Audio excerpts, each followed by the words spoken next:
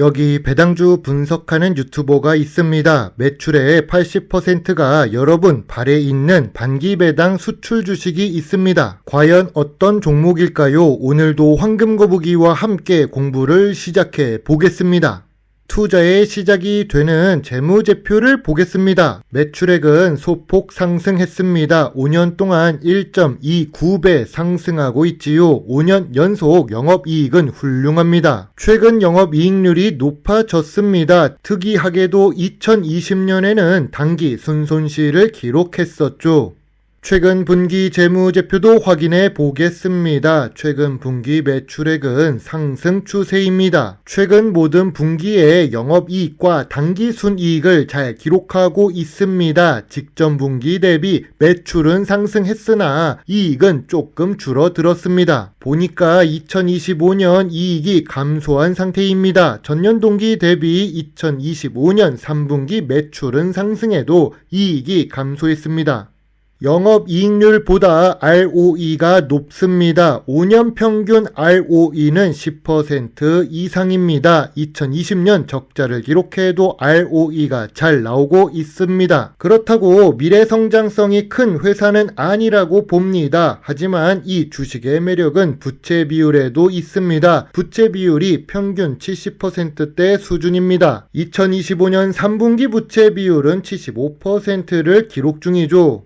오늘 분석할 종목은 백산입니다. 52주 최저가 근처에 있습니다. 인조 피혁 업종에 있습니다. 분석 제목에서 매출의 80%가 우리의 발에 있다는 이유는 신발 관련 매출이기 때문입니다. 황금거북이가 좋아하는 배당도 주는데 시가총액 3천억 이하의 소형 주식이죠.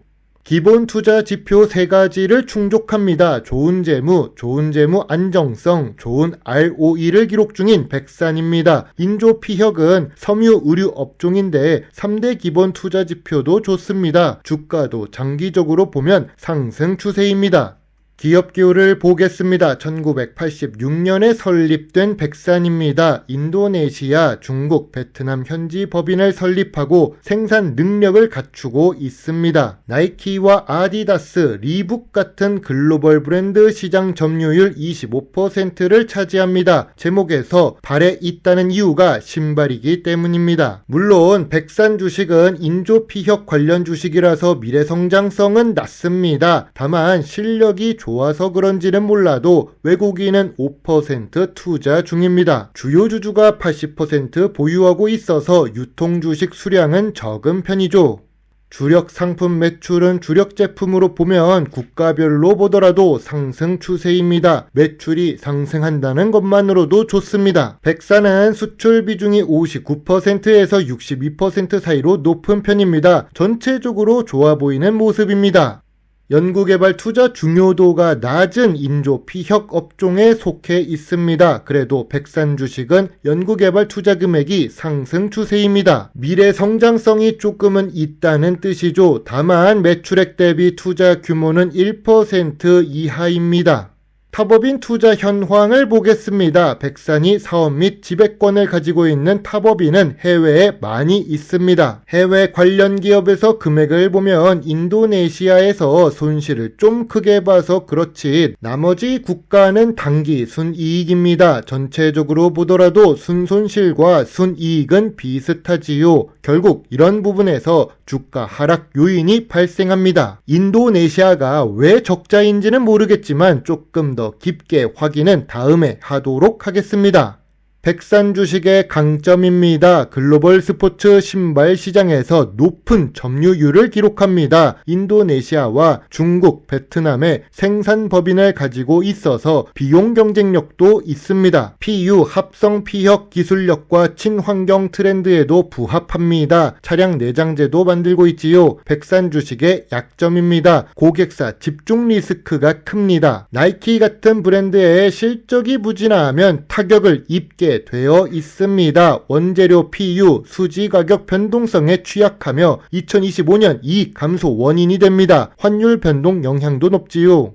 만약 당신이 백산 주식의 주주라면 주주총회장에서 무엇을 물어보는 것이 좋을까요? 주주총회에 자주 참석하는 황금거북이라면 이런 것들을 물어볼 것 같습니다. 첫 번째로 글로벌 주요 고객사의 내부 점유율 현황 및 확대 계획이 궁금합니다. 매출 80% 관련 브랜드 매출이기 때문이지요. 두 번째로 차량 내장재 부문 매출 확대 계획이 궁금합니다. 현대차와 테슬라에 진출을 할 수 있을까요? 스포츠 신발 의존도를 낮추는 다각화 전략이 있는지 물어보고 싶습니다. 세 번째로 주주 환원 정책입니다. 이름 자체가 황금거북이고 배당이 곧 황금거북이라서 그렇습니다. 전통적인 투자 기준으로 백산 주식을 보겠습니다. 업종 평균보다 낮은 PER을 기록 중입니다. 요즘 의류, 섬유 사업은 좋지 못합니다. 백산 주가도 낮아지는 이유가 업종 자체가 나쁘기 때문이죠. 그래도 업종 평균보다는 좋은데 4년 기준으로 보면 조금 높은 PER입니다. PBR은 1.15배입니다. 5년 기준으로는 낮지만 조금 불안합니다. 황금거북이가 좋아하는 배당 부분을 보겠습니다. 배당 성향은 평균 10% 수준이라서 개선이 필요해 보입니다. 배당 수익률은 그래도 2% 수준으로 나쁘지는 않습니다. 은행 이자 수준으로 나오기는 하네요. 또한 100원에서 350원으로 조금씩 상승했습니다. 백산은 16년 연속 배당을 주면서도 분기 배당까지 시작한 종목입니다.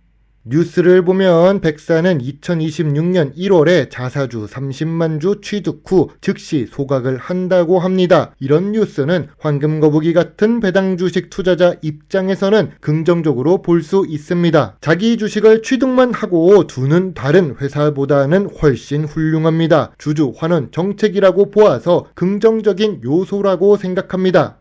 황금거북이는 배당 주식 투자자입니다. 2025년 9월에 중간 배당 뉴스가 있습니다. 150원이나 지급합니다. 중간 배당을 한다는 것은 배당 투자 매력이 높아지는 요인이 됩니다. 16년 연속 배당에 중간 배당도 지속하는 백산입니다.